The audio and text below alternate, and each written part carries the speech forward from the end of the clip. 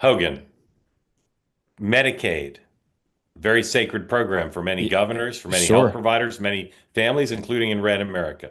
sure. So are significant restraints of spending in Medicaid politically palatable, popular?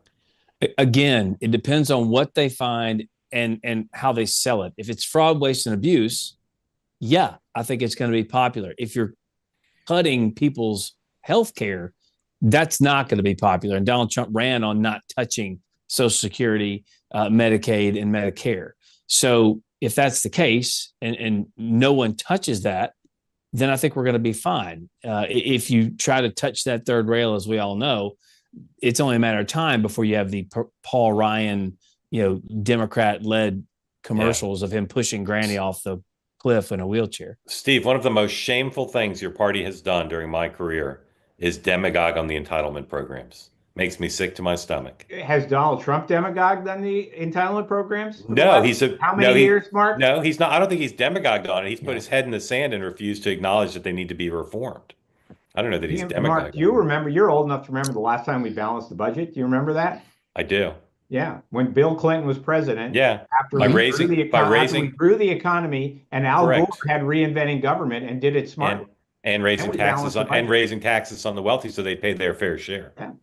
Yeah. But that's different than your party looking to falsely accuse the other party of cutting health care. Now, maybe they will, but Trump tried to get rid of the Affordable Care Act in his last he term. That did. was cutting. That was cutting health He care. did. He Yeah, did. But that's not demagoguery. That was just that's fact. foolish error. Fact.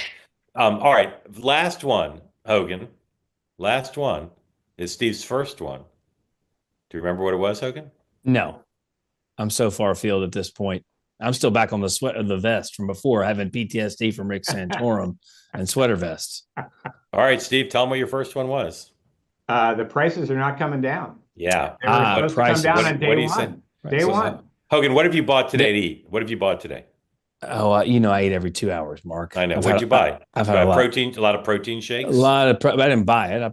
Yeah. Yeah, meal prep. What? All right. I Let got me enough ask it food. this way: what's something you've bought lately that you were struck by how expensive it was for food? I mean, I think everything's a lot more. My grocery bills, $350 a week, yeah, depending on the week. It's just for yourself. Now I'm in DC, Yeah. and I'm Okay. not buying Okay. name brand stuff. So It's just expensive. so I keep telling people when they tell me about high prices and falling poll numbers, there is no election right now. So It so yes. so you know the president, you know the people around him. Are they concerned about lowering prices anytime soon? No, I mean they're concerned about lowering prices and they want to do it quickly, no question about it. A lot of this obviously will have something to do with the budget coming out of the House as well. There is, it is indisputable that one of the largest, if not the number one issue in the last campaign was the economy. Clearly, Joe Biden ran us into a ditch. Donald Trump says he wants to fix that. I have supreme confidence he will do that because he's done it before. But are people anxious? Do they want to pay less for gas and for groceries? Sure.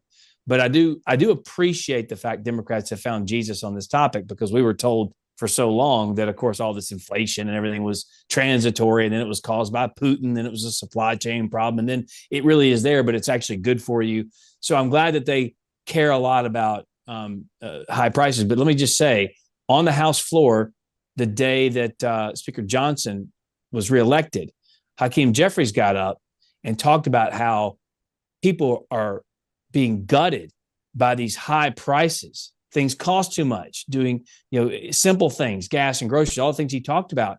And I was like, is that not the best self own ever? Because Trump wasn't sworn in yet. He's just finally recognizing and saying, now that the election's over, that yeah, people are paying too much for these things was kind of ridiculous to me. But Yeah. whatever. I think That Donald is Trump's going to fix it. He's okay. going to fix it with Okay. 25% tariffs on Mexico and Canada. He said at his press thing today, next week. Yeah. That's He's going to really fix. help. Just keeps throwing them out there. I'm sorry. Their bloody shirt, those tariff threats.